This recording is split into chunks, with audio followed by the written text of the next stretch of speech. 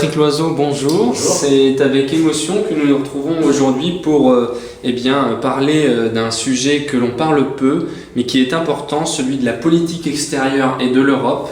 Notre émission, en toute sincérité, pour la Vendée et pour la France, a voulu aller en dehors de nos contrées, au-delà de nos fleuves, et voyager un petit peu en 5-10 minutes. La politique étrangère est un enjeu important pour un pays comme la France. Ces derniers mois nous l'ont prouvé, et ces dernières années aussi, notamment lors de l'été 2020, qui a été un été fort en émotion.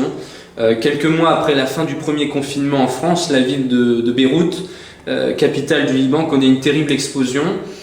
Pays de cœur de la France, Emmanuel Macron a montré son soutien, il est allé sur place. La situation était électrique et a changé les relations internationales de la France. Et pensez-vous que pour cette première question, la France aurait dû faire plus qu'une simple contribution à la FINUL, aux forces intérimaires aux Nations Unies au Liban? Bien, d'abord, bonjour à toutes et à tous. Merci d'être là pour cet entretien.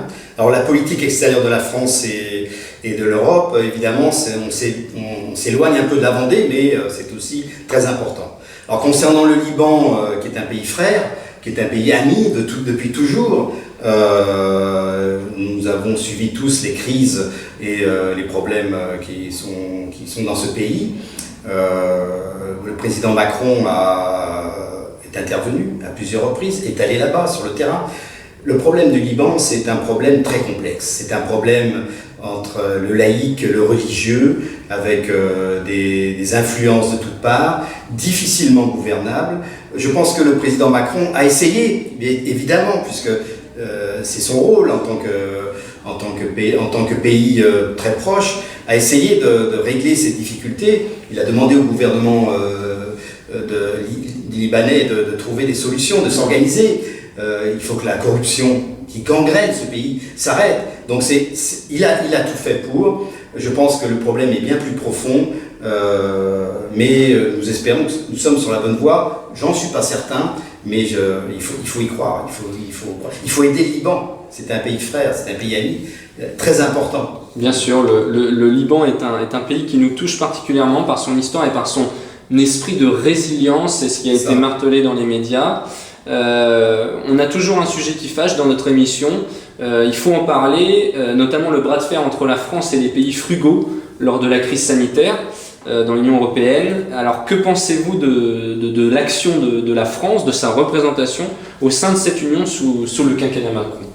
Alors l'Europe, 27 pays maintenant, donc c'est toujours très compliqué à gérer, très compliqué à décider, mais on avance avec l'Europe. Moi, comme vous savez, je suis un Européen convaincu. Je sais qu'avec l'Europe qui nous protège de la guerre, qui nous protège des difficultés, qui va certainement, et qui nous, économiquement, nous favorise. Il faut rappeler le fameux emprunt de 750 milliards de l'Europe qui a sauvé l'économie européenne suite à la crise sanitaire.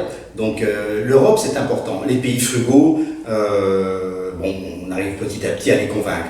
L'Europe, c'est aussi sur la crise économique et la crise sanitaire, c'est la commande de vaccins. C'est l'accès des vaccins à toutes les personnes de l'Europe en même temps, le même jour. C'est important ça, c'est important, il faut le souligner. C'est aussi le conflit en Ukraine et en Russie à l'heure actuelle, qui est plus que vivant, qui est en cours. On espère tous que ça finira bien, c'est-à-dire sans guerre évidemment. Il faut noter aussi le rôle du président de la République qui est intervenu, puisqu'il est président de l'Union européenne depuis le 1er janvier, qui intervient constamment et par diplomatie pour essayer d'endiguer cette tentative-là d'invasion de l'Ukraine par l'URSS. Donc l'Europe, vous voyez que l'Europe était quand même un rôle important. On l'oublie souvent, mais si nous n'avons pas eu de guerre depuis 75 ans sur notre sol, c'est sans doute grâce à l'Europe.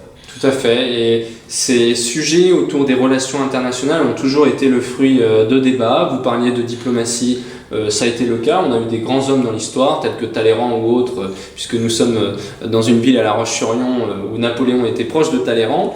Et pour revenir à aujourd'hui, à l'échelle locale, Patrick Loiseau, est-ce que vous avez été confronté à une problématique concernant la politique étrangère de la France en Vendée, dans vos territoires? Alors, je suis membre du comité de soutien de l'Afghanistan, France-Afghanistan.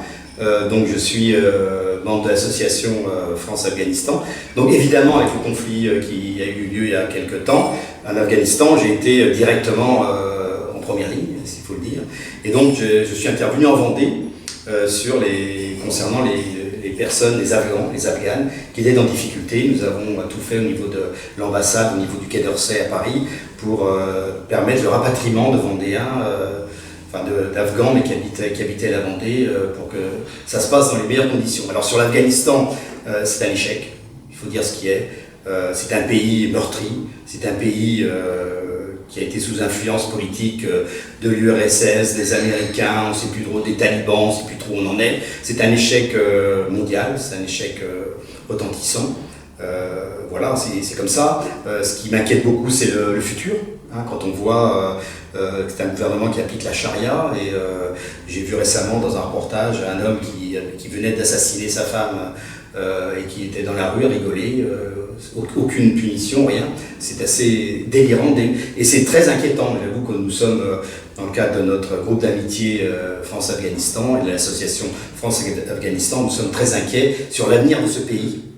Et la réponse, là, honnêtement, je pense que nous n'en avons pas. Le dialogue est pratiquement rompu, nous ne pouvons rien faire. C'est dommage. Il faut toujours avoir espoir. Il faut toujours avoir espoir dans l'avenir, mais ça sera très compliqué. Voilà, l'avenir nous dira et nous donnera des réponses à ce sujet. Voilà, vous parliez d'espoir, il ne faut pas oublier l'hymne à la joie qui est l'hymne de l'Union européenne. C'est vrai. Et voilà, c'est tous des sujets. Merci pour ce discours sincère et plein de conviction pour notre émission, en toute sincérité, pour la Vendée et pour la France. Merci beaucoup, au revoir, à bientôt.